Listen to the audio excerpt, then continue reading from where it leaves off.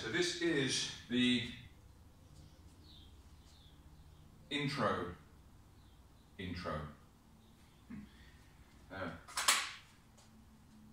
I've now filmed all the segments of the seminar, the Cliff Notes version of it.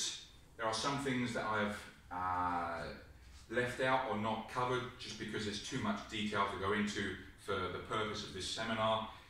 As I say, it's very raw and uncut. I'm filming this in my gym with the camera on my phone, no fancy tripods, sound or lighting. As you can see, I've got my little one running in and out, dogs barking in the background. I might have missed stuff or made some mistakes in some of the stuff, but it is off the cuff, like I say, raw. And thank you for tuning in. I hope you get something from it. If you have any questions, please feel free to ask in the comments section on the video or on Facebook, if you see it on the link on Facebook. Other than that, that is the intro to the intro, and now into the actual seminar itself. Cheers. Ready? Come on then. Yeah. I thought you were going to have questions. No.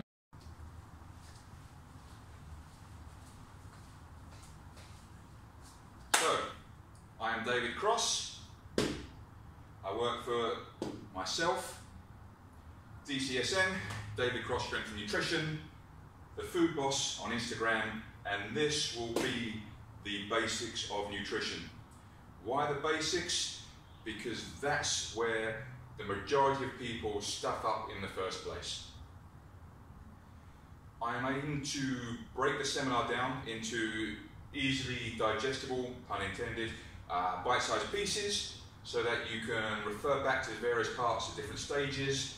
This seminar will be very raw.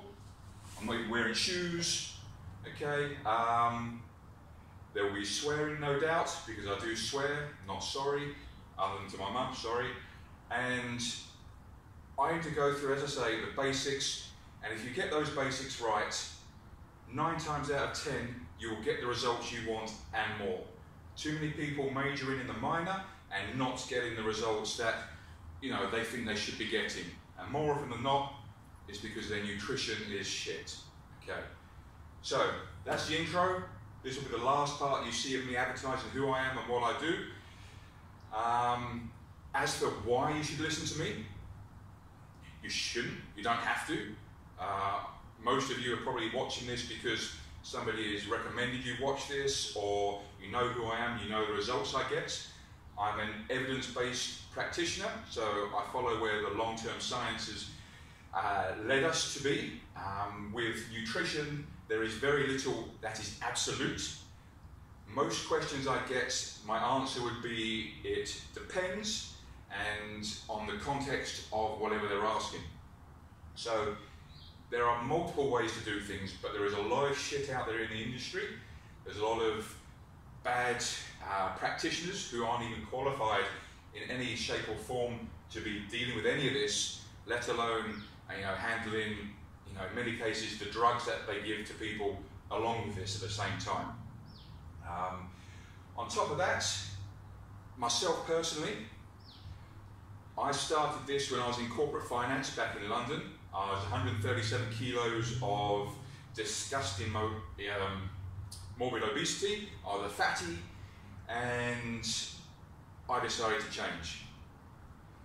After that, I lost 51 kilos in about 14-15 months, got down to 86 kilos at my lightest, where I was running half marathons. My fastest half marathon time was a 1 hour 37 or 38 9.5 marathon. From there, I then started to get into strength work and bulked up at my heaviest to about 120 kilos. And if I'm honest, and I am pretty much honest most of the time, other than how much Nutella I eat, it was a pretty sloppy 120. I then got into powerlifting and was competing there quite well. A few injuries, a few surgeries, but all the while still keeping around that 120 mark. I then decided to diet down for stage and competed in bodybuilding. I stepped on stage at about a conservative 6 or 7% body fat. I was wearing a full moon boot at the time, I had a broken ankle. From there, I then got back in to the powerlifting vibe once my injuries had healed, and started to bulk up again to now where I am at about 120 kilos. Much leaner than I was at the last time. Again, conservatively now, I'm 13-14% body fat.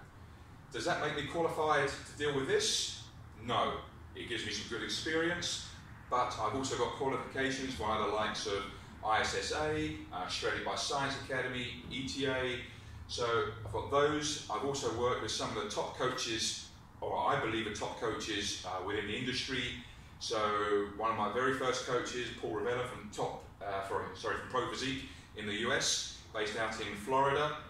Paul's a lifetime natural pro bodybuilder, and he gets some insane results. He started working under the guideship of Lane Norton. Again, Lane, big follower of his and his work.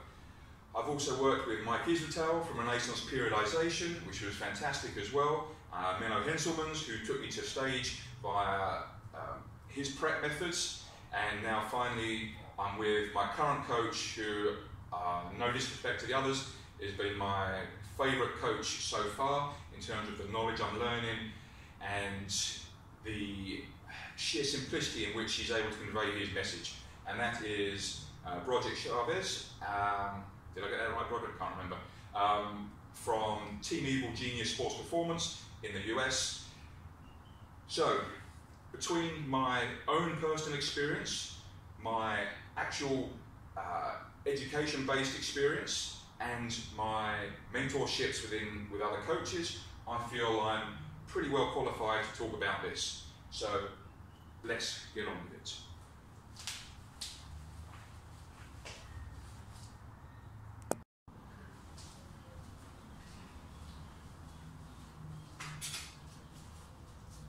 Okay, so I normally do my seminar in front of a room full of people. I have a big projector set up and displays my PowerPoint onto the board, but I'm not doing this now. As I say, I'm keeping it raw. How I often start with my seminar, other than getting to know people, is trying to actually get people to understand various meanings of words which they use, but they probably actually don't really know the true meaning of the word. And the first word, diet. Now, when we use the word diet, most people, and especially women, conjure up this fear of calorie restriction, banned foods, starvation, failure, desperation, all these kind of things. The word itself, diet, has been hijacked by shitty companies trying to sell you products over the years, crappy companies like Herbalife, for instance, other pyramid schemes and mid-level marketing crap that try and detoxify the body via some magical means. Diet actually comes from the Latin word dieta, if I've got my pronunciation right from my wife, which means way of life. Everybody is currently on a diet. The food you consume on a daily basis is your diet. Okay? If you're looking to lose weight, or you're looking to gain weight, or gain muscle, or lose fat, you need to change what you're currently eating. Okay? You don't need to make massive overhauls of what you're eating. You just need to make small changes to this, what you're eating on a daily basis. If you're eating 5 Big Macs and large fries and shake every day, and you reduce that down to 4 Big Macs, large fries and shake every day, guess what? You will lose weight. That's my dog going as well, barking at the hobos. Diet. So that's one of the words that is often used incorrectly. Next word.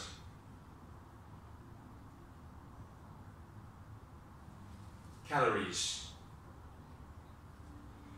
Again, people talk a lot about calories. Do they know what it means? In most cases, not. Calories A calorie is a unit of energy. That is it. It's like electricity. Electricity is energy. There are no good calories, there are no bad calories. The same as you don't get good electricity or bad electricity. It is just energy. Your body will respond differently to different forms of energy, be it different forms of food that's coming in.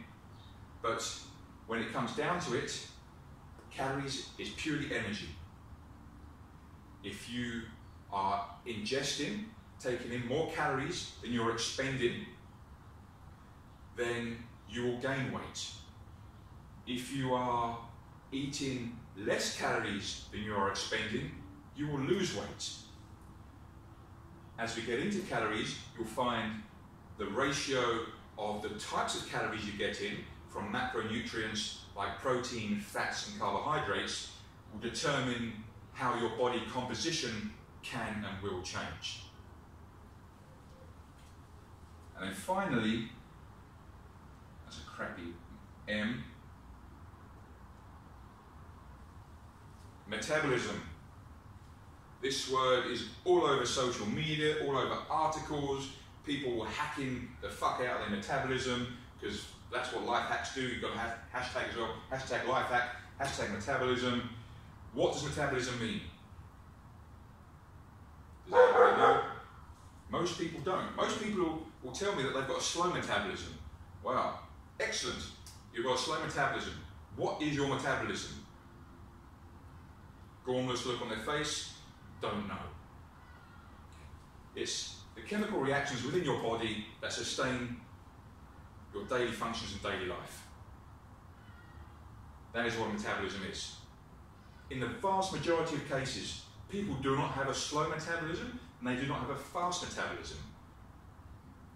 There are various things that will dictate metabolism, the amount of lean muscle mass somebody has, how old somebody how old somebody is, on top of, and most importantly, daily activity levels. And I'm not just talking about training and activity in terms of exercise, I'm talking about how much somebody fidgets across during the day, how much people walk, are they the lard ass who parks right by the entrance of the gym and then takes the lift up? Or is it somebody who parks furthest away, walks in and then takes the stairs up? Those kind of differences add up over time and make a big difference to energy expenditure, and that's what makes a fast metabolism. But it's not really fast, it's just metabolism that is boosted by extra calories.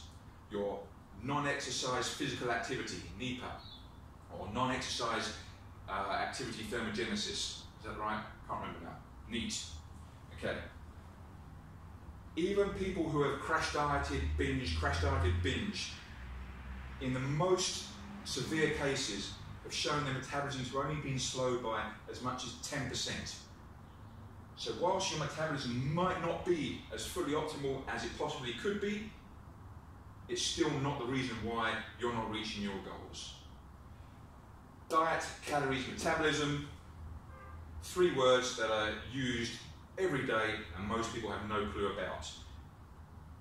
Now you can see why the basics of nutrition needs to be understood before you can get on to any other level. Okay, moving on to the next stuff.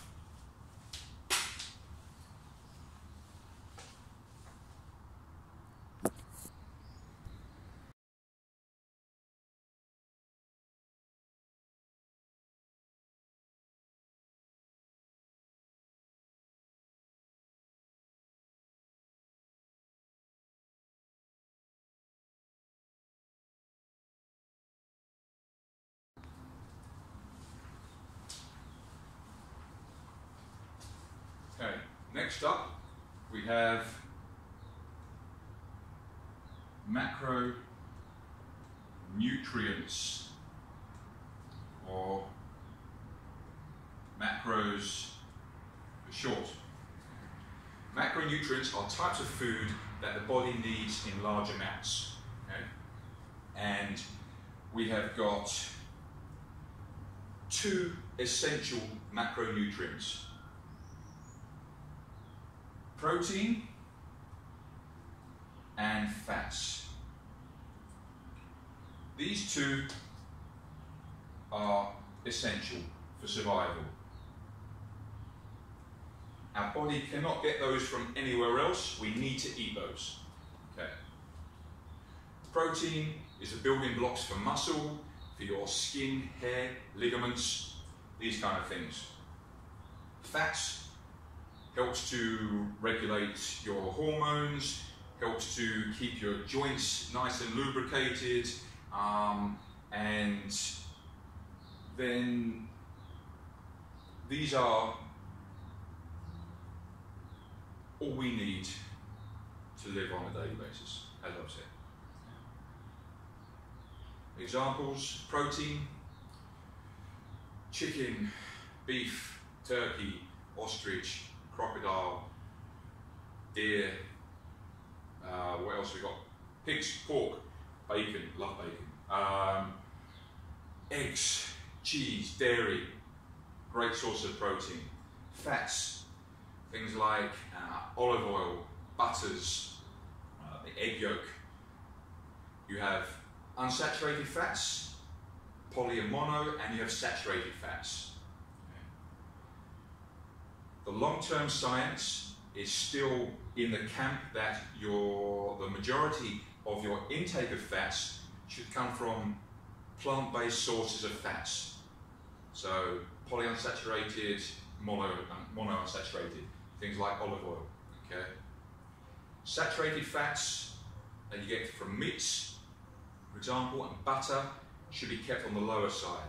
I think if I remember rightly, the kind of split they were talking about was 70% towards plant-based, 30% towards animal-based. In the future, it may come out that saturated fats are completely fine to have in large quantities, but at the moment the science just doesn't support that on a long-term basis, so I'd rather stick with what we do know for the time being. Now, so as I said, protein and fats are essential. What about carbs? Okay.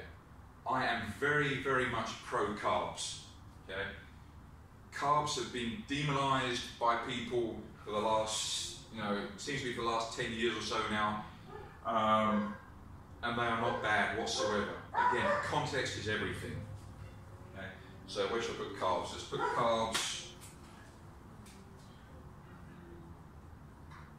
carbs here. Put a heart around carbs because I heart carbs. Yeah. Carbohydrates, your body prefers carbohydrates as its prime energy source. I don't care what your ketogenic fat burning people say. I don't care what Banting brigades say. Again, the science supports that carbohydrates is a preferential food source for your body, for your central nervous system and for your brain. The argument often goes that because carbohydrates are not essential, then we don't actually need them and the body doesn't really want them. That's bollocks. Okay? Our body is so smart that in the absence of carbohydrates, it can break down fats into glucose via a back door within the body of chemical processes called gluconeogenesis. A long word, basically meaning when the body is running very low on carbohydrates and it needs some carbohydrates, it can get them from fats. Why would the body do this if it didn't need carbs? So whilst they are not essential for survival, in the strictest sense of the word, they are preferred by the body, and in most cases I'd recommend them for everybody to be consuming.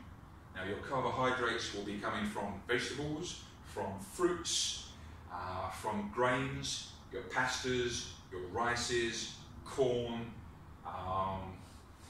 Cocoa Pops. I love Cocoa Pops. So, any one of these, okay.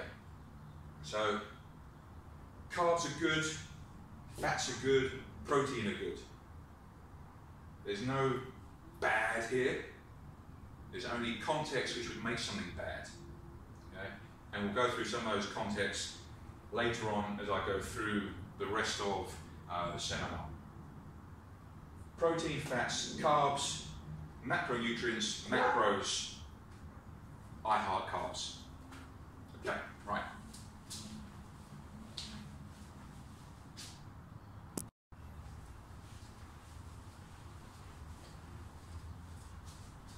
Okay, so we've got some of the basic terms down, what our body needs, what it doesn't, calories, metabolism, macronutrients. Next up, this is going to be a crude drawing of something that I borrowed from Nick Shaw and Mike Israel from Renaissance Periodization. I did ask them when I use this in my presentation, as long as I give them credit. Okay.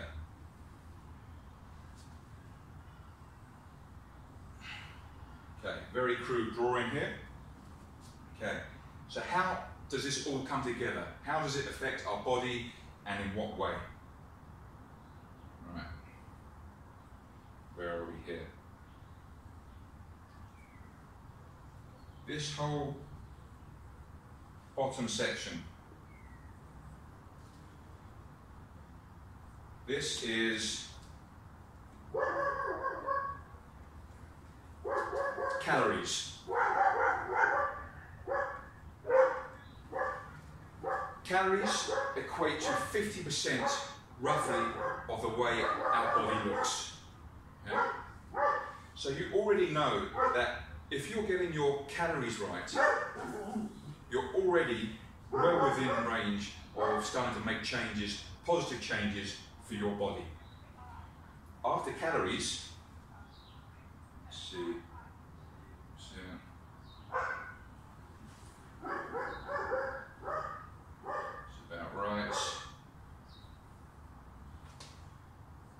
Next up, macros. 30%.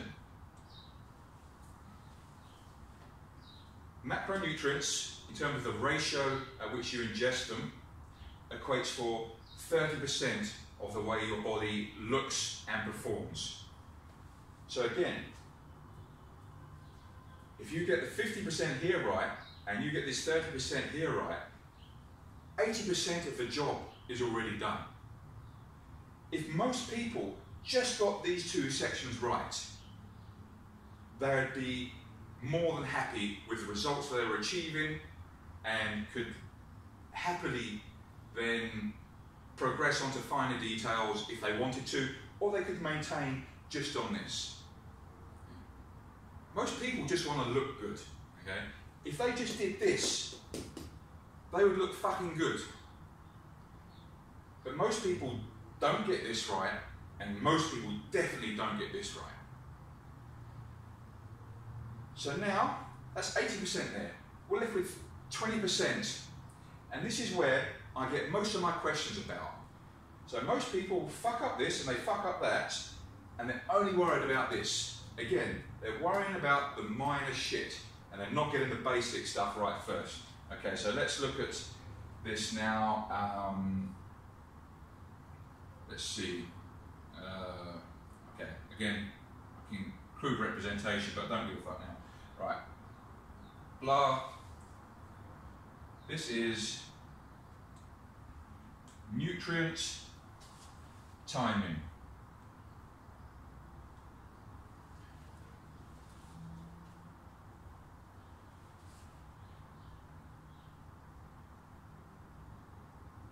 Now, nutrient timing only equates for 10%. Is that right? Wait a minute. Hold on. Yeah. 10% of the big picture. The amount of questions I get about how much should I eat before training? How quickly should I eat after training? Do I need to eat carbs after 6 o'clock? Am I allowed to? Will I turn into a pumpkin if I don't? Will I turn into a pumpkin if I do? No. Nutrient timing, 10%, matters pretty little in the grand scheme of things. Okay? Very, very little. Next up. So we've got 10% left for 2 items. This one here, which is 5%, food composition.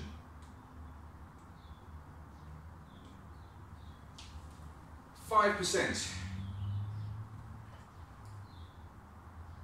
Whether you eat organic from Happy Larry's sun-raised chicken hippie farm, or whether you buy that poor little chicken that's been butchered and battered to death in a battery farm, doesn't make any fucking difference.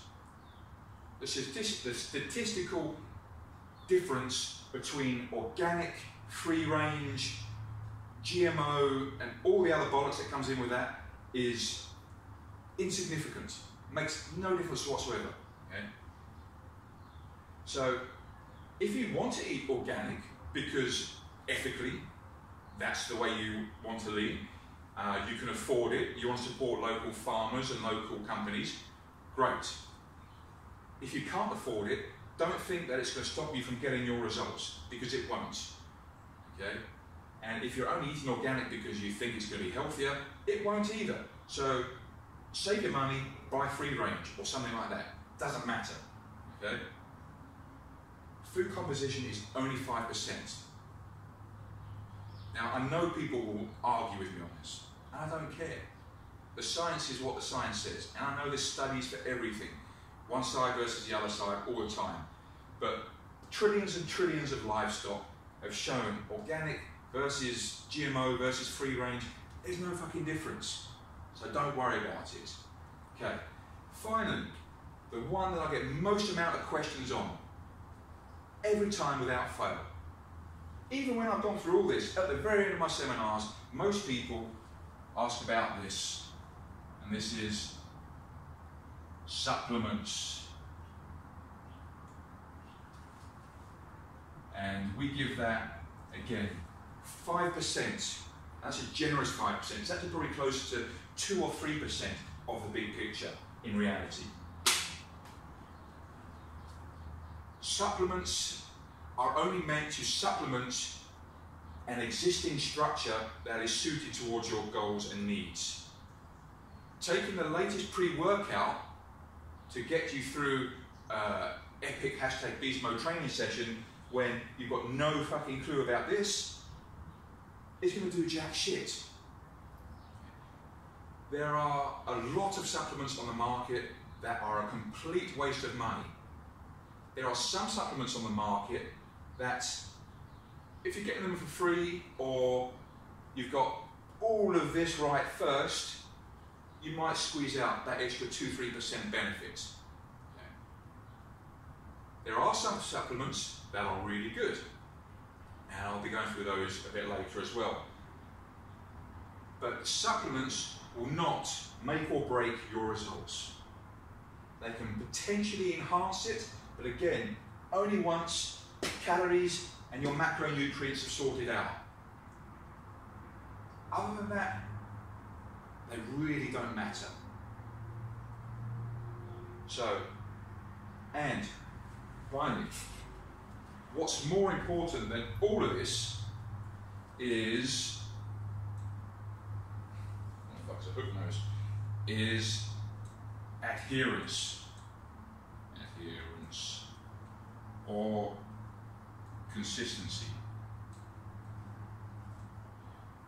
100%.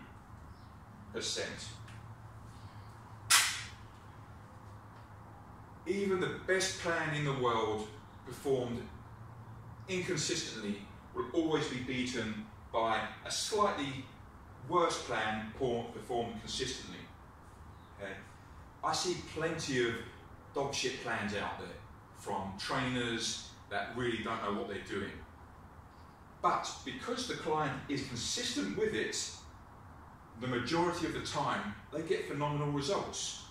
I see plenty of people stepping on stage who haven't got a clue about training, about what they're doing in the gym, rep ranges, progressive overload, sets, drop sets, anything like this. They just ambly go through things every session after session. Okay? But because they're consistent with that and the nutrition is right, they look fantastic on stage. Could they be better, and could they have better condition, and this, that, and the other. If they got educated, yes, they could. But the fact that they're consistent and they adhere to the plan means that they get results. If you can't see yourself sticking to a plan for the long term, then that plan's probably not for you. Okay? It's supposed to be a lifestyle. You lead this. You don't live for stage, you don't live for powerlifting competitions or anything like that. These are hobbies. Most of us will never ever get paid to do that kind of shit. And even if we did, there's hardly any money in it anyway. So it's got to be livable, it's got to be sustainable, and getting these two parts right here is the best way you can get that going to start with. Okay, so that's that. On to the next one.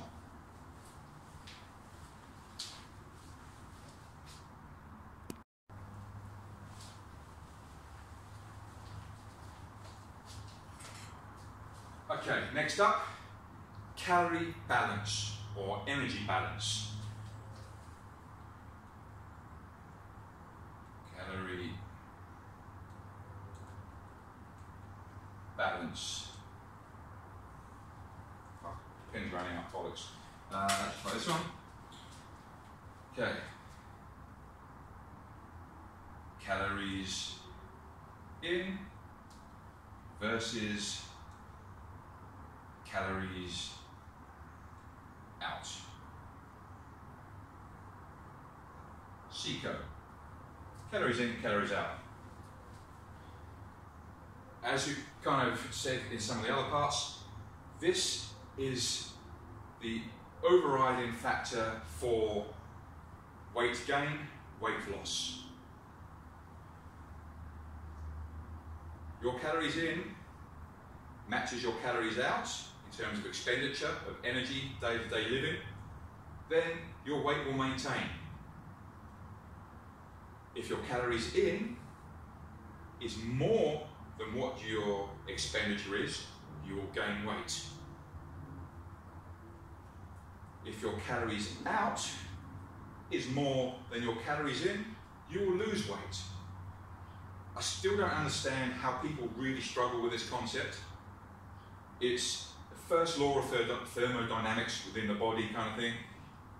There is nothing other than the minuscule types of medical complications that can potentially disrupt this, but this is where it begins. Your thyroid might be underactive. That doesn't mean this doesn't work. It just means you have to push a bit harder for it to work than somebody else whose thyroid is working properly. You might have insulin resistance, the dreaded insulin. Things might be harder for you because of that. Still, calories in versus calories out. You might have less muscle mass than your friend who you claim has got fast metabolism, but she's just more active than you, or he's just more active than you, and burns more calories. You just have to work a bit harder. There is no such thing as starvation mode. So again, a lot of people claim that they can't lose weight because their body has gone into starvation mode. If that was truly the case, then all those little kids dying in Africa wouldn't be dying. They'd be in starvation mode and they'd be putting on weight. But they don't. They actually die. That's not, charities raising money for fun and games, shits and giggles. People are dying because there is no such thing as starvation mode. Your metabolism can slow down and it can adapt to reduce calories and reduce energy expenditure. That just means you've got to diet down a little bit more. Reduce calories a bit more. Most people who tell me that they've only been eating 1,000 calories a day and they can't lose weight are failing to mention the bottle of wine they had in the evening, or the amount of biscuits that they've had while they've been packing lunches for their kids, or any number of possible reasons where they've been either underreporting by just really not remembering what they're putting in their mouths, or blatantly in denial about what they really eat. And in many cases, those who are supposedly only eating 1,000 or 1,200 calories a day and not losing weight are doing that for a couple of weeks, and then it's so unsustainable that they binge eat and completely fuck up what they just achieved in the 2 weeks. And it goes back to what we were saying in the last slide about the plan that you go on has to be sustainable for you so that you could live that as your daily lifestyle. Calories in, calories out, calorie balance. Get this right and it will happen. There is no way around this. You can't eat more and lose weight. It just doesn't work. Okay, I think we're all clear on that one now.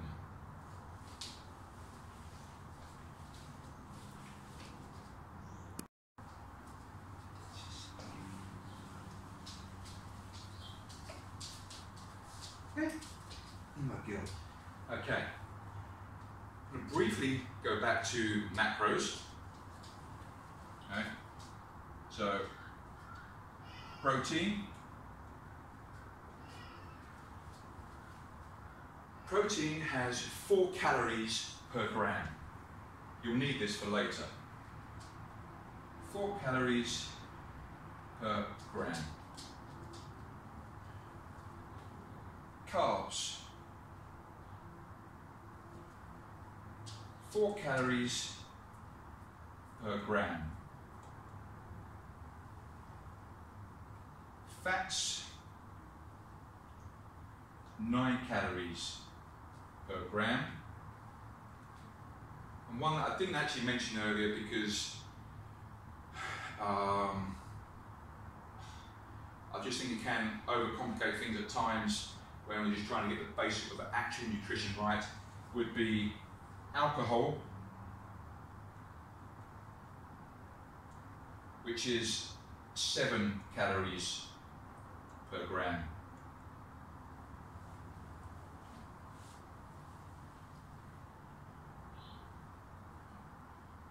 So fats are incredibly energy dense.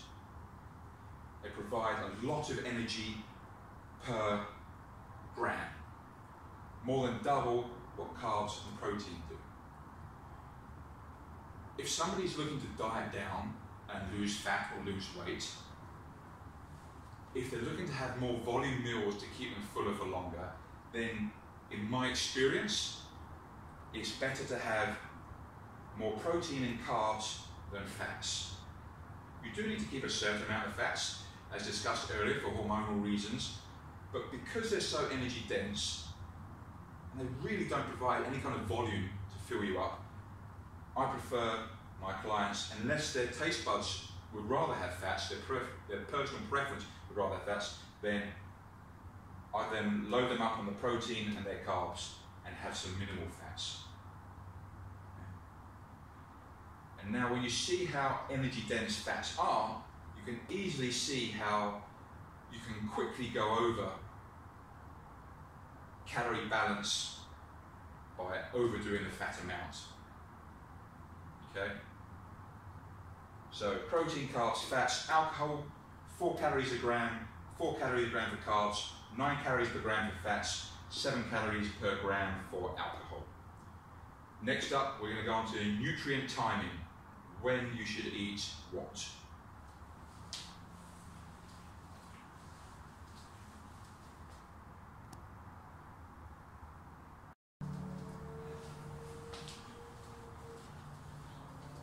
Okay, nutrient timing.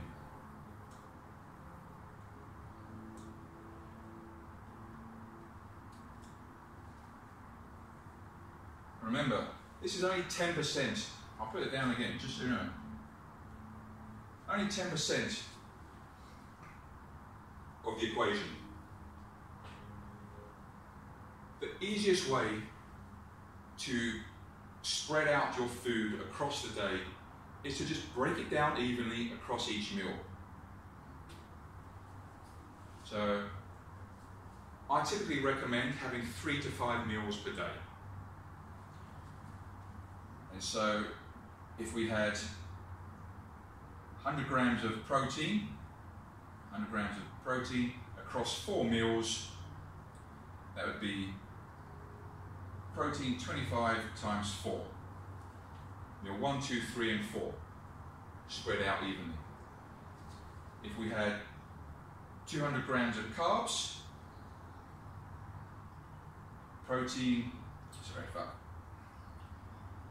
carbs 50 grams times by 4 meals, equally spread across them all, and then fats, let's say 40 grams of fats.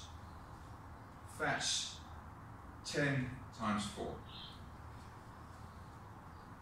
That is as simple as it needs to be and as hard as it needs to be, all in the same room. Okay? It doesn't need to be any more than that. You could do the same for 3 meals, you could do the same for 5 meals. If you like to have slightly more meals, Duchess, if you like to have slightly more meals, then spread it across 6 meals. But it doesn't need to be anything more than that. If you want to make it slightly more complex, then what I would do is adjust the carbs here. And I'll put more in your meal before training and in your meal post-training. So I'd perhaps break it down so if you were training in the afternoon, meal 1 has, let's see, 20% of your daily carbs. Meal 2 would be your pre-meal, pre-workout meal, and I'll boost that up to 30%. Meal 3 would be your post-workout meal, and I'll push that up to 30%. And then your final meal of the day, number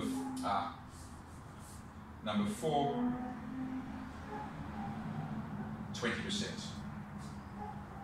I'll keep your fats the same, I'll keep your protein the same, and I'll keep your fats the same, as we've done here, and that is the only difference I'd make.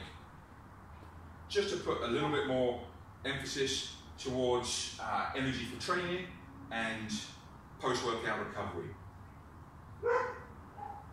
Again, it's not complicated and it doesn't need to be. You don't even need to stick to any of this. What's more important is at the end of the day, you've hit your targets. That's the only thing that actually matters here. I still would spread protein fairly evenly across the day to help support the body's functions in that regard, but this is, I don't know how much more I can say on this actually. That's as complicated as it needs to be. You plan your meals, you have the same across the day. If you're somebody who, like me, gets bored in the evening, likes to snack, you know, I'm still a fat boy at heart, then I tend to go lighter in the morning and save my calories for the evening. So I maybe have 40% of my calories during the first part of the day and 60% of my calories in the second part of the day. So it loads them into the evening. That's when I'm more likely to snack, more likely to go over my, my macros for the day and my calories. So I preempt that by having more of my calories at night. If you're somebody who goes to bed early or doesn't like to go to bed on a full stomach and likes a big breakfast or a big lunch, then change that round to suit you. It's personal preference, it's context, it's what's going to make it sustainable for you. You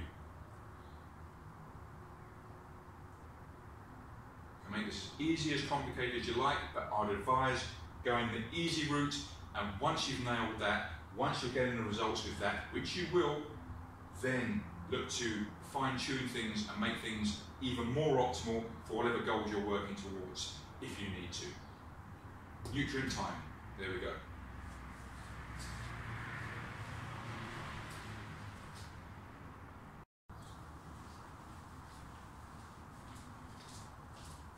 Right, brief look at hydration. We won't spend much time on this. Our body is highly adaptive. Okay? And again, this is something where, again, context comes in greatly. In the most part, the average female doesn't need to have more than 2 to 3 litres of liquids per day. Liquids per day.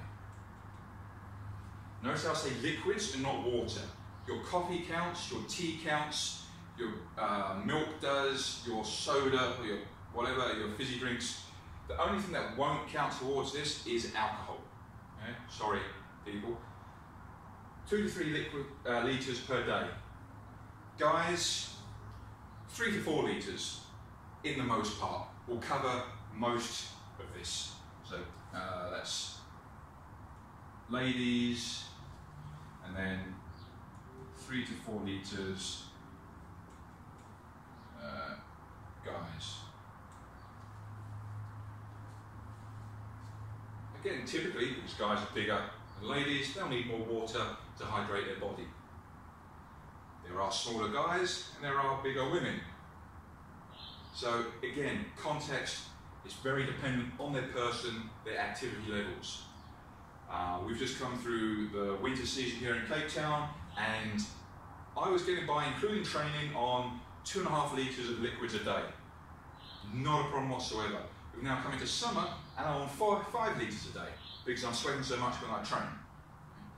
So these kind of things are the variables. How much do you sweat when you train? How much don't you sweat when you train? All these kind of things will come into it.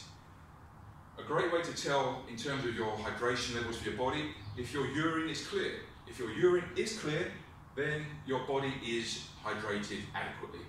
It might not be optimally, but you're not doing yourself any harm in the current state. If your urine is off colour, then you need to drink some more to bring about your hydration levels in your body. As I said, your body is very good at self-regulating this based on the demands on the body, both activity-wise, environmentally, and on what it's used to as well. Okay? So that's all we need to really know right now on hydration for the basics of what we're doing here.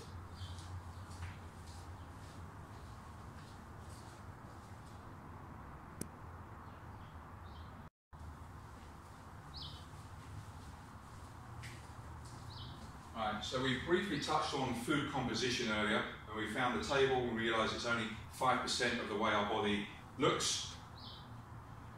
Okay, and performs. Food composition.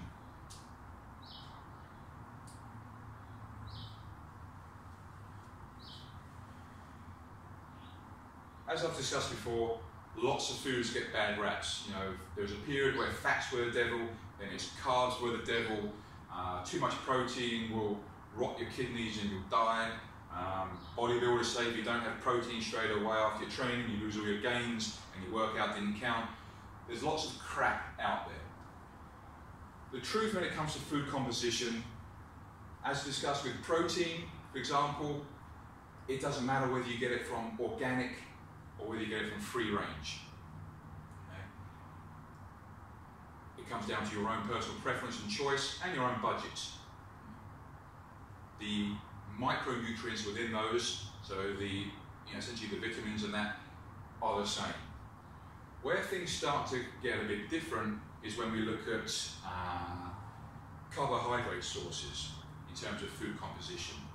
Again, there are no good carbs or bad carbs. There's just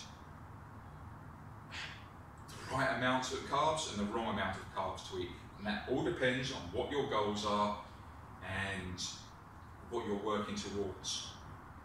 Now, when we're looking at carbs, you can have your oats, which is a low glycemic index, low glycemic load source, and then you've got something like jelly tots, which is pretty much pure sugar. Now you can add things to this list like white potatoes, which are actually the highest food on the satiety index in terms of keeping you full. sweet potatoes, basmati rice, wild rice, all these kind of things. And then here you think of your jelly tots, cocoa pops, syrups, jams, honeys, these kind of things. Things which are pretty much very high sugar or very high carb, dense for their weight. In terms of how you perform and in terms of how you look, doesn't matter. And again, people will argue with me on this, and that's fine, but it doesn't actually matter. Both get broken down into the same energy source at the end of it. Okay? Where it matters is the ability to keep you on your plan. And this is where food choice does matter. So, oats are going to keep me full for a lot longer than jelly tots. Same amount of calories that we potentially have in each, 1,000 calories of oats, 1,000 calories of jelly tots. Fuck, that's a lot of calories of jelly tots. But same amount of calories.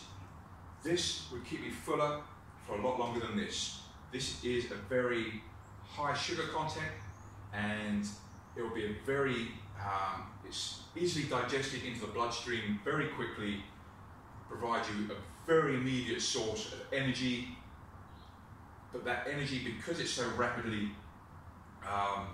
synthesized into the body, will soon be out of the body and used as well, and that's when you get the crash. Whereas oats will keep you fuller for a lot longer. Now, if you are on a weight or a fat loss plan, you can have those jelly tots. That's fine, but just remember, they will not keep you full for very long, and because they will not keep you full for very long, you'll end up getting hungry. And when you get hungry, you start to crave different things, and you want more food.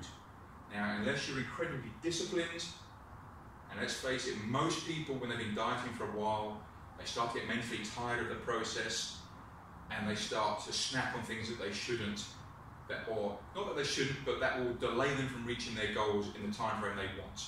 Okay?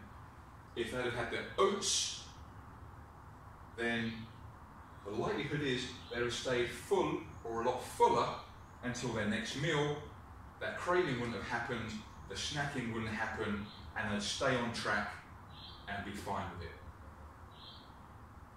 So either or is fine, but there are consequences for each of them. Now, something like oats, if you're bulking, might keep you full for too long, and you're then not hungry for your next meal. At which point, having something like jelly tots to boost your intake may well be appropriate. But again, it's the context of the situation at hand. So food composition doesn't make a great deal of difference in terms of your actual performance and the composition of your body, but in terms of the choices and the subsequent effects it may have across the rest of your day, it can be very important. So something to mull over while I get the next one ready.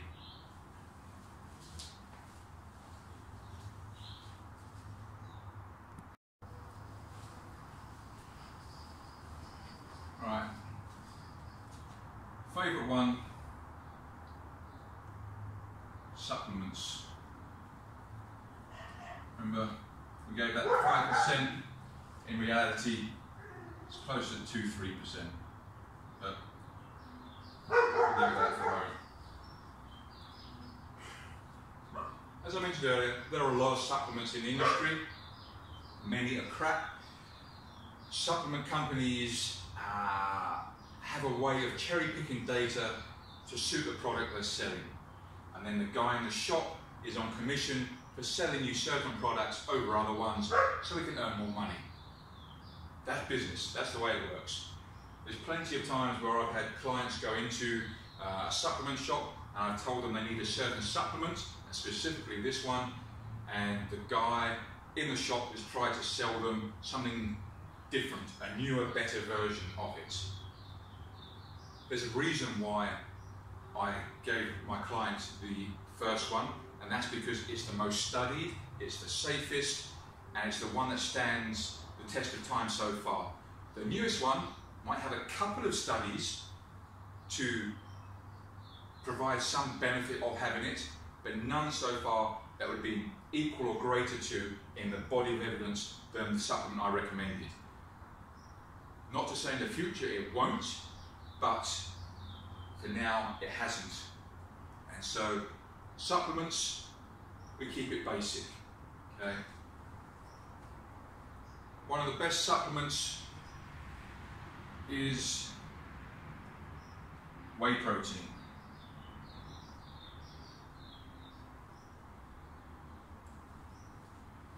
This is great to boost your overall level of protein intake. Worked with a lot of female clients over the years who are not used to eating adequate amounts of protein for their needs, and it's very hard for them to get their protein levels up initially, so we supplement their plan with something like whey protein. They can have that in a shake or however they want to have it across the day, in some pancakes, doesn't matter. Whey protein is great. I've also had parents come to me over the years asking about whey protein and whether it's a steroid. I obviously chuckled quite a bit at this. Pick and Pay, Dischem, are not in the habit of selling steroids on the shelves. Okay? Whey. Little Miss Muffet sat on a tuffet eating her curds and whey. She was not sitting there injecting a load of test into her body and things like this.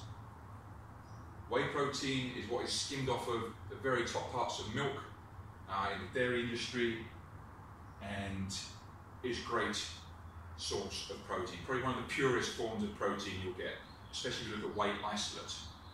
Okay. Next up, now whey protein itself is a very fast digesting protein. So again, in terms of food choice, I wouldn't necessarily have whey protein as a meal replacement unless it was within a smoothie or some kind of pancakes or something like that, because it digests very quickly and you'll be hungry again quickly, which is where something like casein protein comes in. Casein is a very slow digesting protein. Cottage cheese is mainly built up of casein protein. As I say, it's very slow release, and the fitness industry, bodybuilders and whatnot, have been taking casein protein in the evenings immediately before bed to help them their protein levels stay up and digesting kind of thing overnight to help with recovery. Jury's still out on whether it's actually beneficial, but you know, it wouldn't surprise me if it was in the long run. But again, for the most part, most people, you know, who aren't bodybuilders, which is most people, then casein protein as part of the meal replacement shake would be a great source. Next up, creatine monohydrate.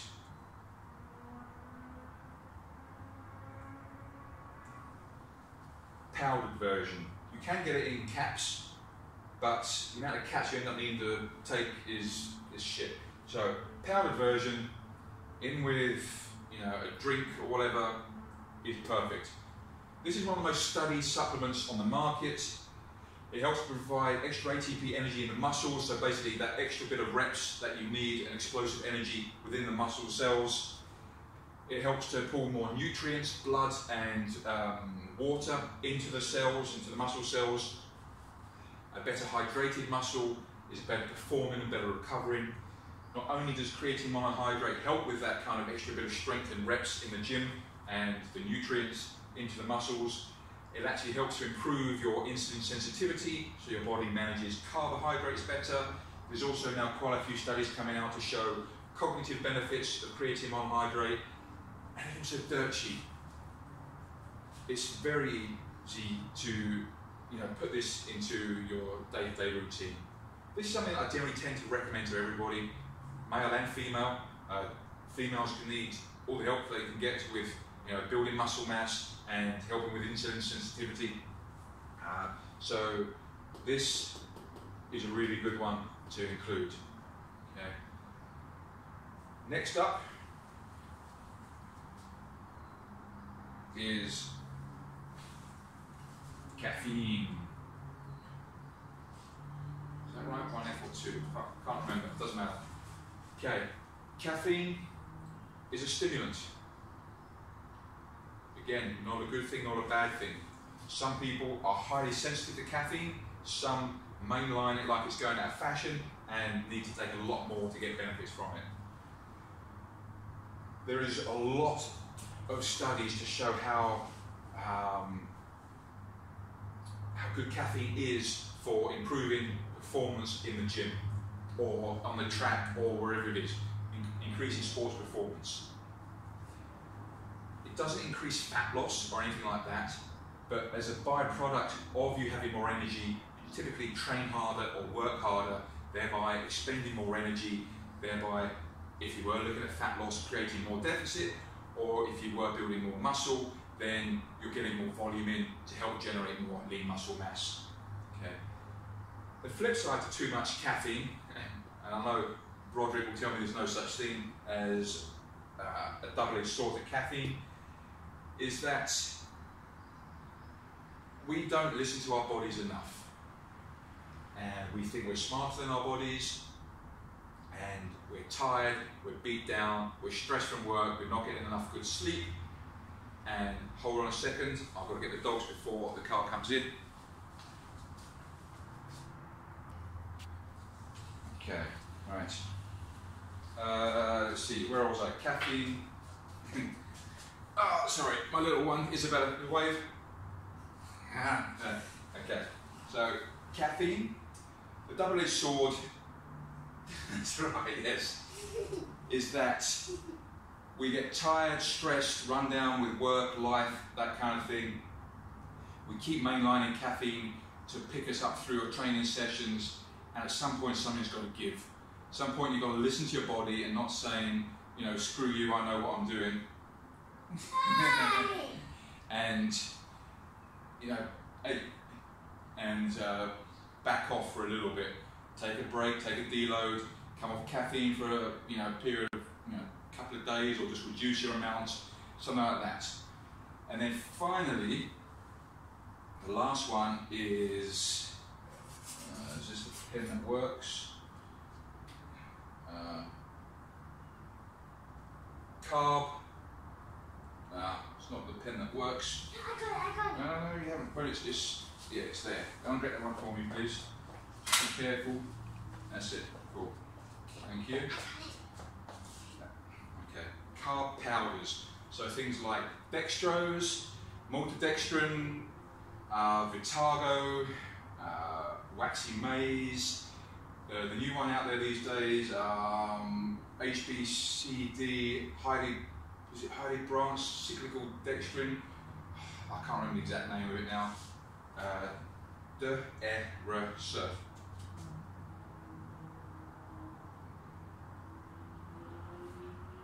Here we go. Carb powders. They're great for some instant energy into your training. They are great for recovery post-training, or some extra carbs during your training session to help fuel. Again, all part of your daily allowance of carbohydrates and calories. A lot of my clients who train first thing in the morning will have something like that, maybe in the form of even Powerade or Energade, something to give them a quick bit of carbohydrates before their training session, something that's fast digesting, that won't feel heavy in their stomach before they train, because they don't want to train fasted, but they don't want to eat anything that's too heavy and will cause them to feel yuck or sick during their training session. There are other supplements out there which are coming through to show good promise. Things like citrulline malate, beta-alanine, what are the other ones do? We've also got branched chain amino acids, so BCAAs, essential amino acids. All these things provide a certain purpose, but again, there's such a tiny purpose. So unless you're a sponsored athlete or you've got somebody who's getting you at cost price and you've got, you want to get down? Okay, sorry. Unless you've got everything else in order, then there is really no need to be having them in your training plan, your nutrition plan. Yes, thank you. Okay. Sorry.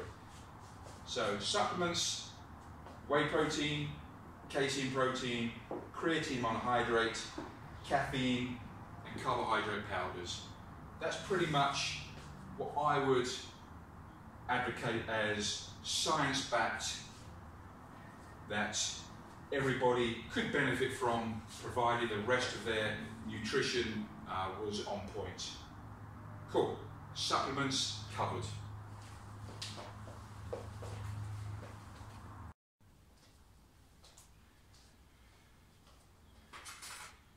Okay, so it's a new day. Finished up on supplements last night. Going to get back into it now today. The gym is stinking fucking hot this morning, or this afternoon now. So if I start dripping with sweat, you know why, okay? Right.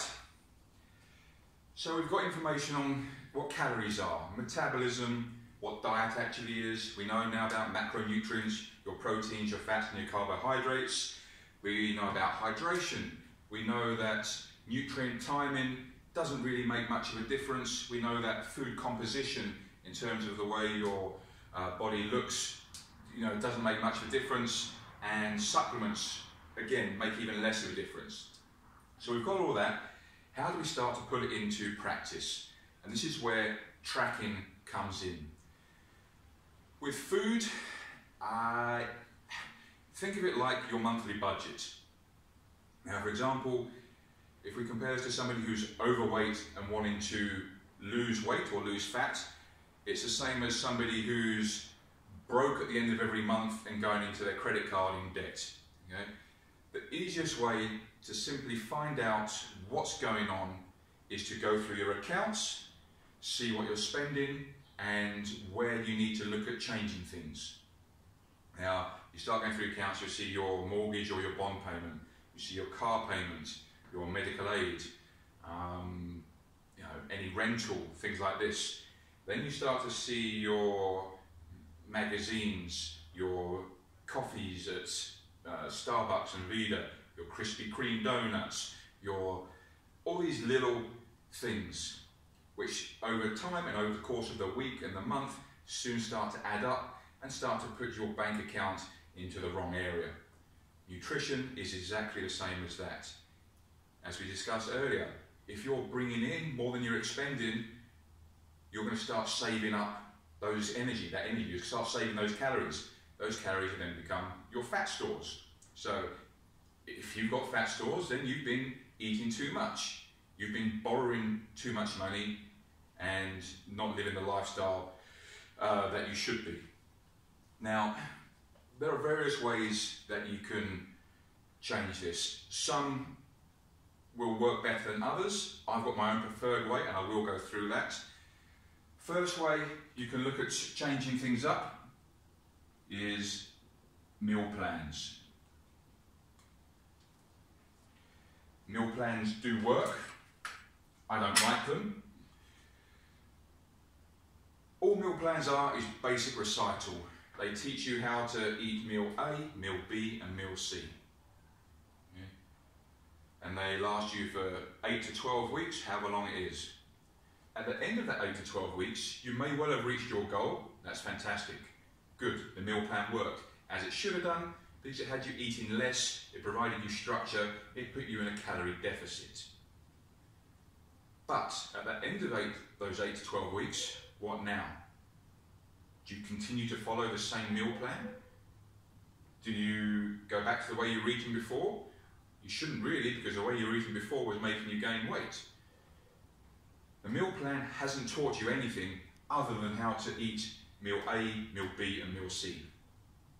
So, great for the initial time that you're on it, but it doesn't educate you. And education is the key to sustaining the lifestyle and the physique and performance you want to lead and live. Next up, We've also got portion control.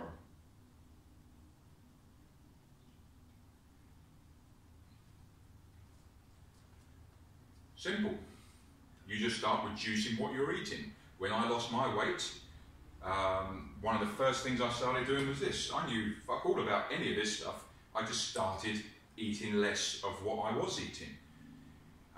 There are companies out there with templates like Precision Nutrition who will talk about the palm size of your hand as your meat portion, and the thumb, the top half of the thumb as your fat portion, and what was it, a fist full of veggies and something else. So there are templates like this that you can accurately use to not track anything other than go by essentially hand size for your requirements.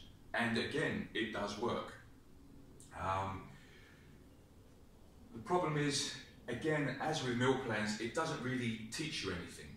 It teaches you how to reduce your intake, which is what you needed, but how long do you live like that for? How do you then incorporate other foods into that when you don't know the calories ins and outs? So there's all these kind of things that come into that. You've then got brand diets.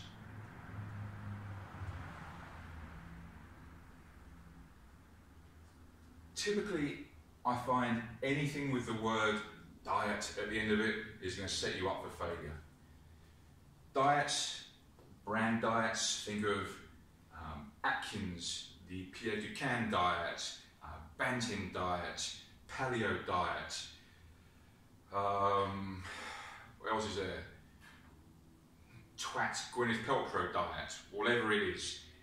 Anything that's got diet at the end of it means there's going to be a set of rules and restrictions to it.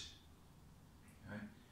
And as soon as you put those limiting factors onto a diet, at some point you're going to stuff up. We're not perfect people, we can't be perfect all the time, life gets the better of us, and you're going to break the rules of that diet.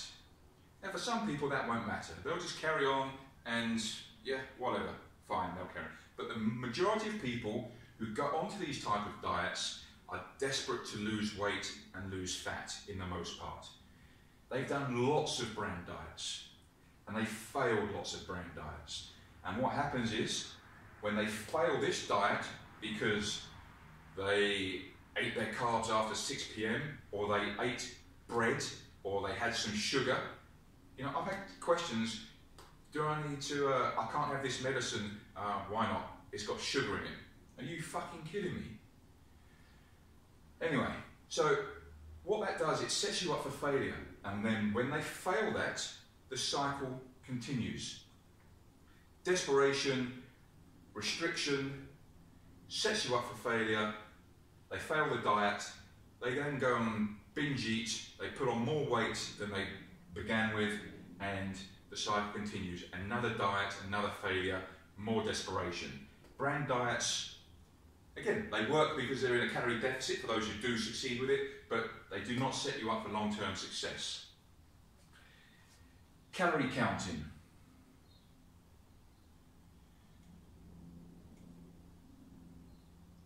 These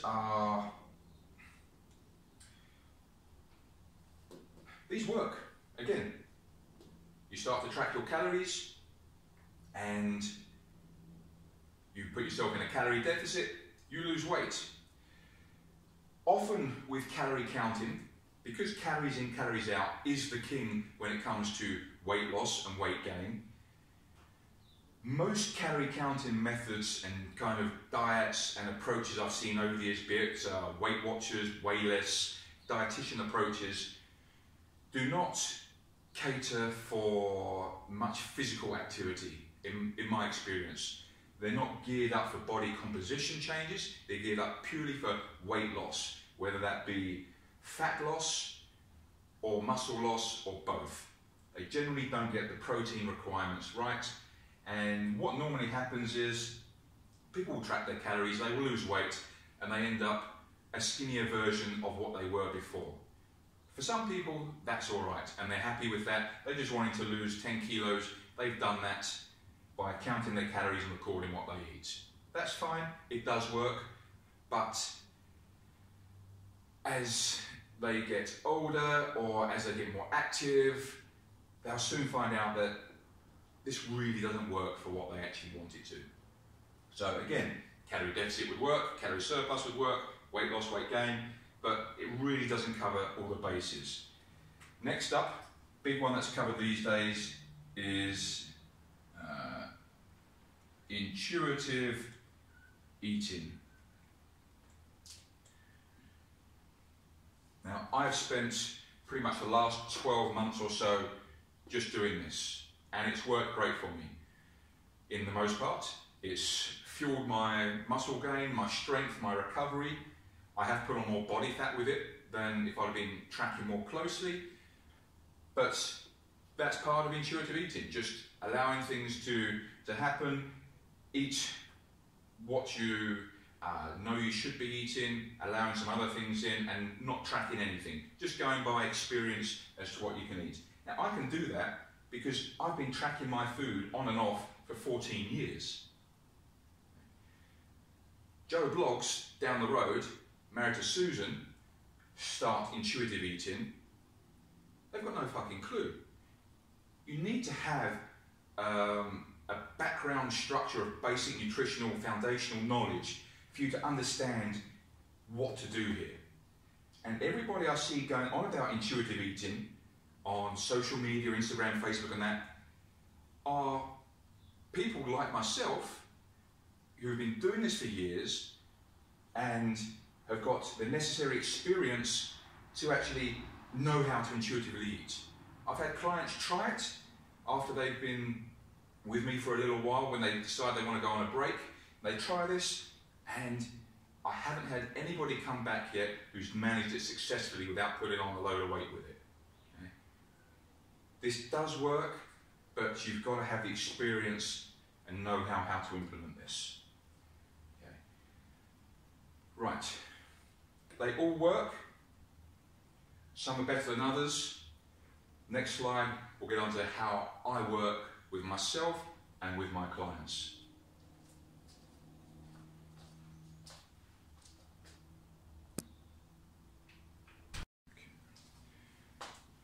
Right, so this is my preferred method of working with nutrition. IIFYM.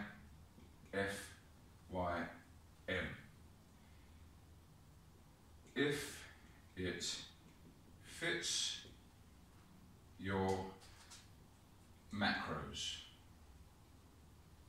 or very similar concept, just a few different nuances, flexible dieting or flexible nutrition.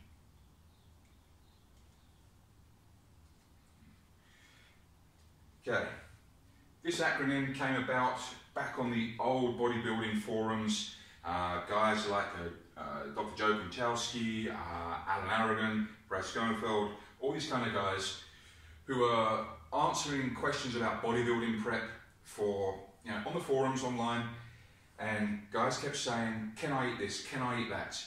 And in the end, it got easier for them to say, if it fits your macros, if it fits your macronutrients. So instead of keep saying, yes, if it fits your macros, they just put IIFYM, if it fits your macros.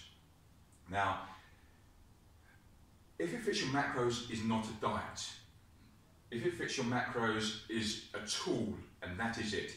It is a way in which to track your intake in accordance with the calorie goals and the protein, fat and carbohydrate goals you've got for your day, for your week, for your month.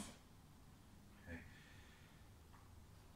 Whether you are Banting, whether you are paleo, whether you're vegan, vegetarian, organic, fruitarian, although I've got no idea how the fuck that works, anything like this, this can be implemented to make it work for you. Okay. If If You Fix Your Macros has a bit of a bad rep because for people like me who post a lot of the crap that I eat on social media, and I do a lot less of that these days. You've got your typical old school bodybuilder mentality where you have to eat clean, you know, your tilapia and your broccoli and your steamed chicken and brown rice. The stuff that when people think of diets, that's what they think of. And again, those stuff work. It's boring as hell. I could never eat like that. But because people are using it to get into incredible condition, people think that's the way to do it. And it's calorie deficit, and they're meeting their certain calories, protein, fats and carbs targets for the day with that.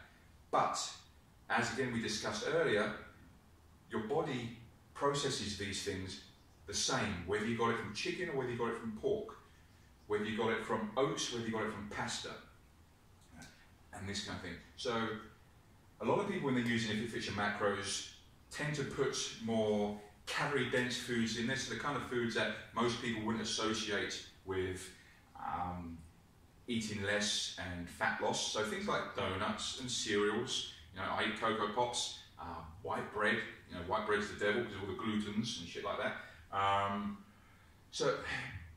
But in the most part, and I recommend this to my clients, 80 to 90% of their nutrition should be coming from wholesome, nutrient-dense foods. So plenty of fruit, plenty of vegetables, good quality lean cuts of meat, healthy plant-based fats.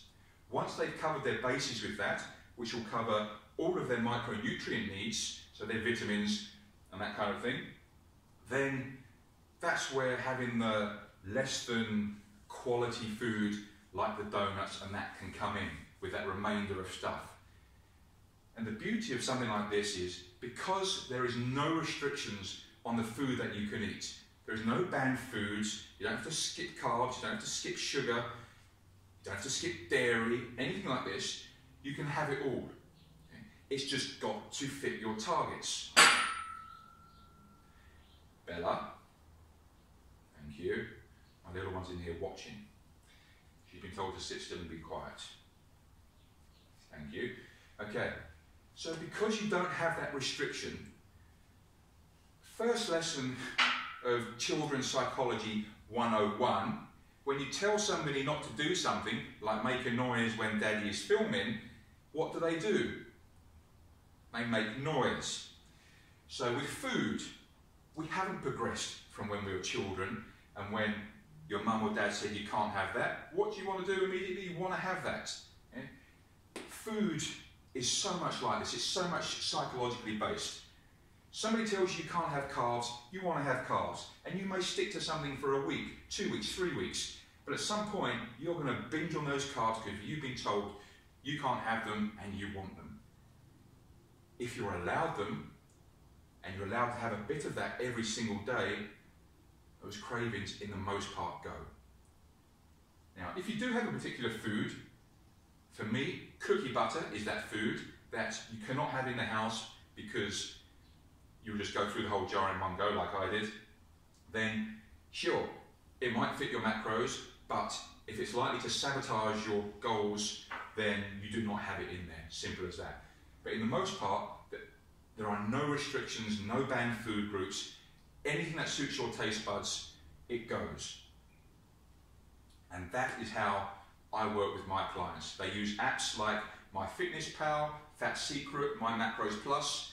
They weigh their food and they, sorry, I lost my train of thought there. And they record all these to hit their daily targets. At the start, something like this is quite an intensive learning process. Most people haven't had to track like this before and having to do it on your phone, and it takes time. Like I say, it is a learning experience, but once you understand what is in foods and what you're putting in your body and how to make up the foods that you need to suit your taste buds, suit your lifestyle and your goal, you'll never go back. Okay? It's like thinking of foods like oats. I ask somebody, what are oats? It's carbs. Yeah, the majority of oats is carbs. 100 grams of oats is about 65, 75 grams of carbs, It's about 10 grams of protein and 5 grams of fat. Now for somebody who's intuitively eating or doing portion control or something like this, all they're registering is those carbs.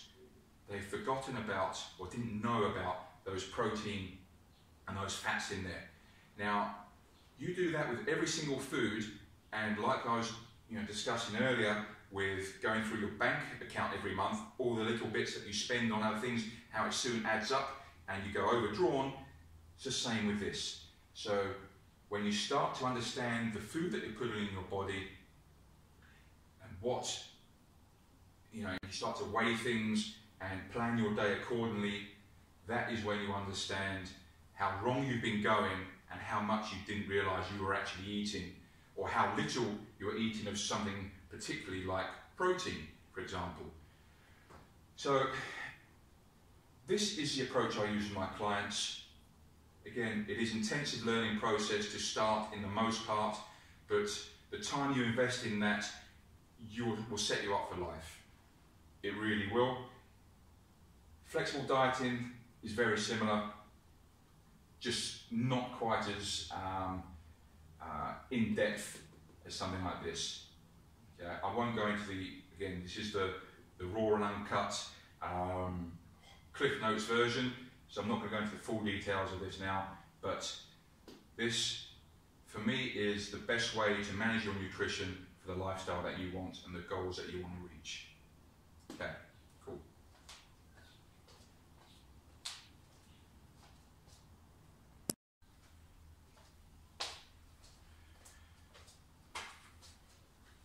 So what next? You need to establish your starting point. Okay. Where do you go from here? Now, I've actually got my slide here to remember exactly what my points were on here. Okay, yeah. So the first point, you need to decide your goal. Are you looking to lose weight? Are you looking to lose fat? Are you looking to gain weight? Are you looking to gain muscle? Are you looking to just maintain where you're at but change your body composition? Okay? All these kind of factors come into it. And then from there, you need to, once you've decided that, work out your calorie needs.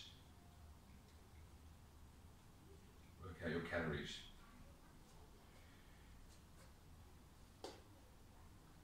And we're going to go through a very, very simple formula on that just now.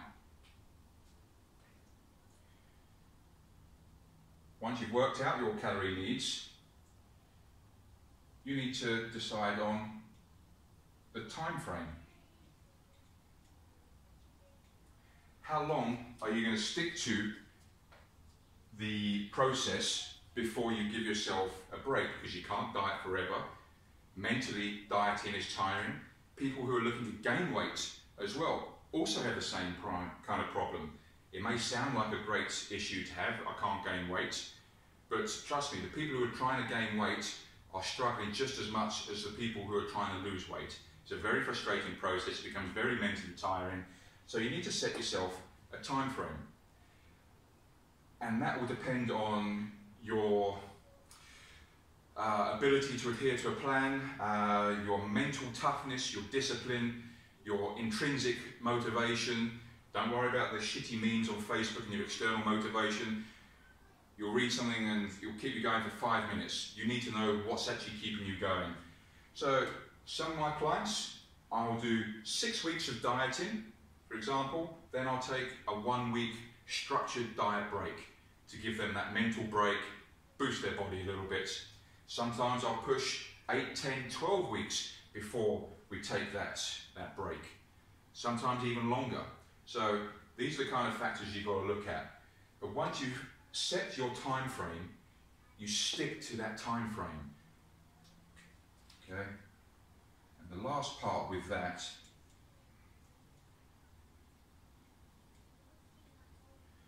don't be shit. There is a reason why you're trying to do this. Don't be another one of the failed statistics that can't do this part here because you don't want it bad enough. When I decided to lose my weight, there was never any hesitation in my mind that I wouldn't lose it. I didn't know how long it would take me. I didn't know where I'd end up with it, but I knew I would lose it. There was no doubt in my mind. Okay? I didn't have a time frame. I didn't work out my calories. Only thing I did was decide on my goal. Again, I didn't know this shit back then. This is the kind of stuff that, if I'd have known back then, I'd have achieved even better results a lot sooner. But this part, I nailed. And this is the part that many of my clients nail time and time again. This is why I love working with them and why I've got awesome clients. Because they're at this part where they're not going to be shit, they've had enough, and they're making it work for themselves. They're not perfect all the time, but in the most part, they nail that. They're consistent and they stick to the plan and they do what they need to do to get the results. So that's your starting point. Now we need to work out what your calories are and a very simple formula on how to get that going.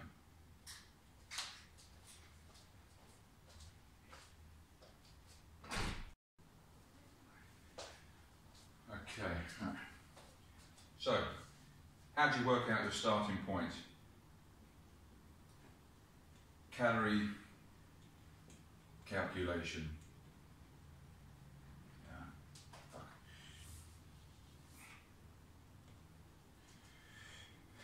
There are loads and loads of formulas on how to do this. There are lots of free calculators online.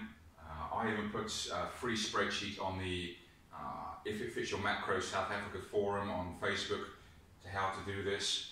And you put your stats in and it works it out for you. There are loads of free ones like this. They often come out with similar numbers. Some vary a bit more than others, but in the most part, they give you a good starting point. Now that starting point is not your finishing point. That starting point will change. Your body is dynamic, your metabolism is dynamic. These will change over time. I know coaches that will use exactly the same calculation for every single client because the starting point doesn't really matter that much. It's about how you progress from that starting point that really counts. Now, the calculations I've got here are very simple. They're actually based for your body weight in pounds. So if you know your body weight in kilos, times that by 2.2 and that will give you your body weight in pounds. So if we were looking at what your typical maintenance calories should be, so for you to just maintain your current body weight is literally body weight,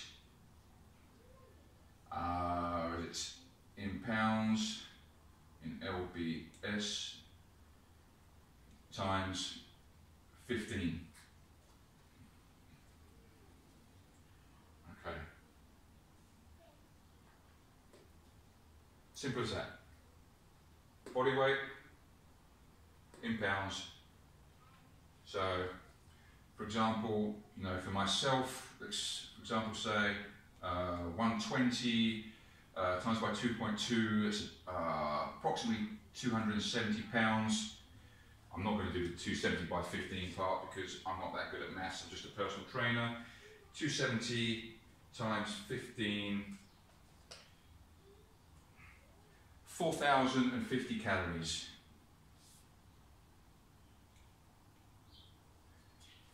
And that is pretty much bang on for me personally.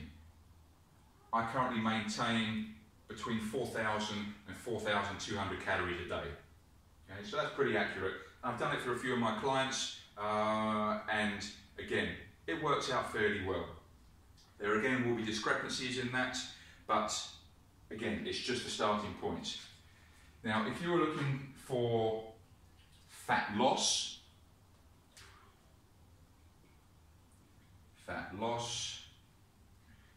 it'll be body weight in pounds times by, what was it, 10 for female and 12 for male.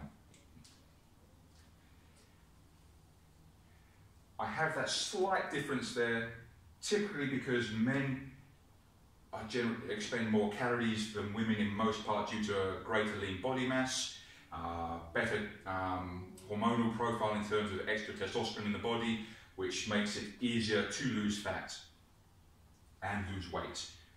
Women have it harder than guys when it comes to fat loss and weight loss. That's just the way it is. If you're looking to add weight or bulk, bulking, since it's running out. Okay, we've got, oh, what the fuck is that? We got body weight in pounds times, what was it? 18 for female times 20 for male.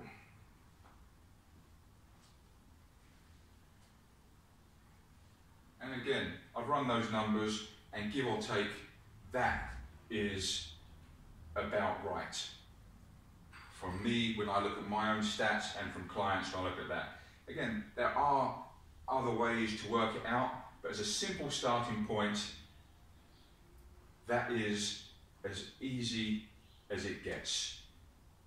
And that's where you can then start to fine-tune that and progress that as you go.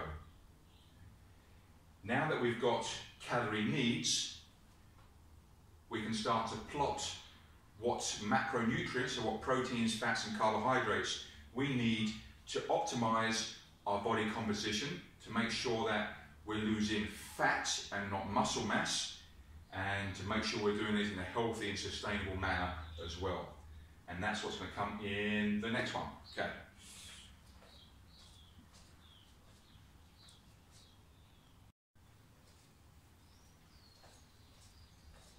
So we have our calorie calculations. We know what our calorie needs are. We now need to work out how we split those calories up into proteins, fats, and carbohydrates. Protein is pretty easy. The standard baseline figure that I work with for clients is approximately 1 gram per pound of body weight. Okay? So for myself, at 270 pounds, easy sum, equals 270 grams of protein.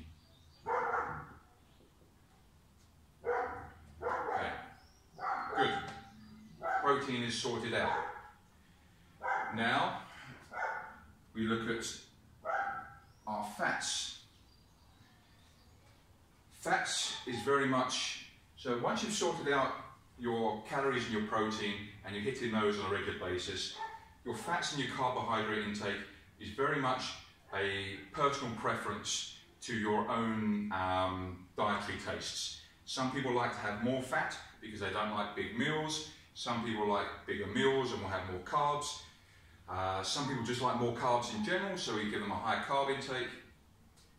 Typically, for myself, I set my fats at 20%, and for the lady, female clients I set that at about 25%. A more complex hormonal profile for women, fats need to support that, so I give them that extra bit of fat support. But fats is anywhere between 20 and 35% of total calories.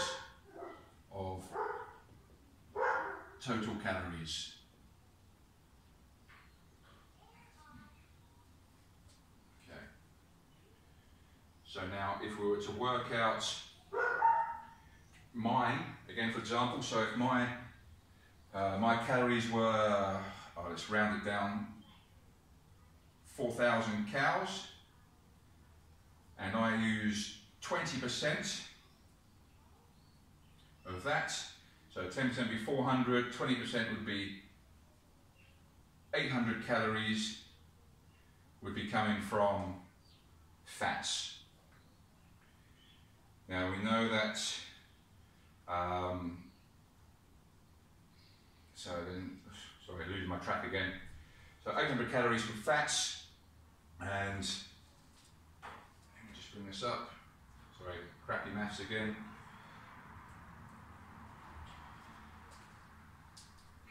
And bearing in mind there's 9 calories per gram, as we worked out earlier.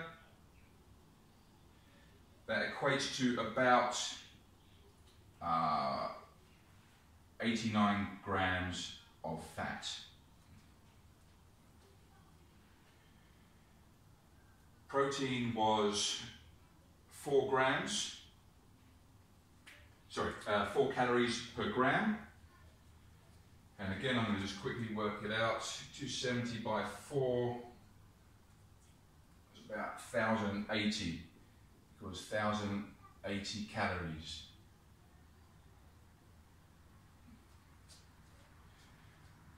So, based on that 4,000 calories, 20% from fats equals 800 calories. I need to factor in for about 89 grams of fat per day. Based on my body weight, 270 grams of protein a day, which equals 1,080 calories. And then carbs is whatever is left. Carbs will then be 4,000 minus 800 minus 1,080 equals, let's see, fuck, I'm really embarrassing myself now, aren't I? I know that, don't worry. 4,000, take away 1,080, take away, what did I say, 800. 2,120 calories from carbs, divide by 4 calories per gram, equals 530 grams of carbs per day.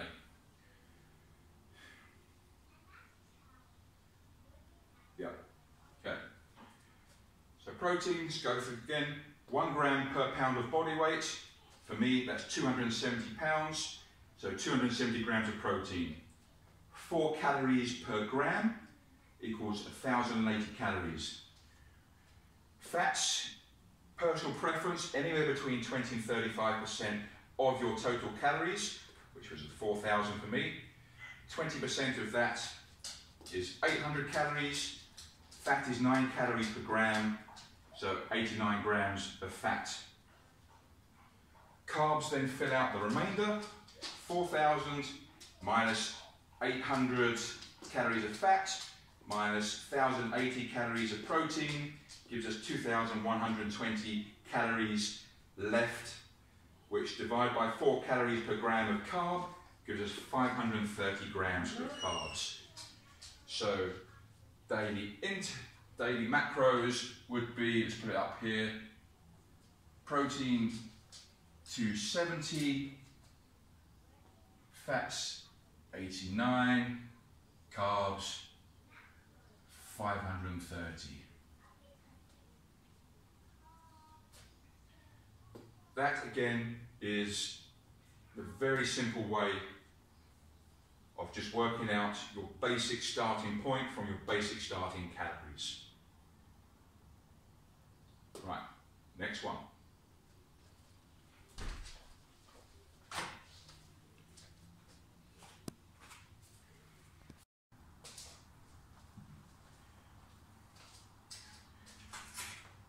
Okay, so that in large part is the basics of my seminar.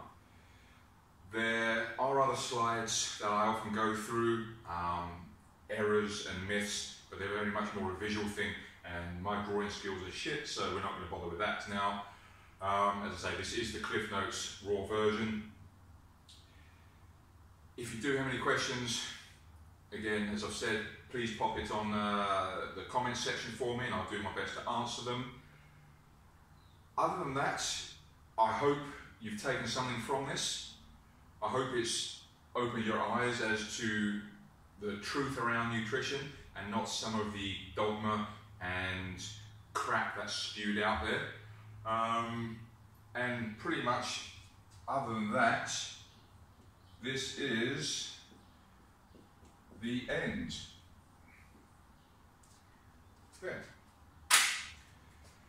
Thank you very much for taking the time, I hope, to watch me and listen to what I've had to say. Cheers.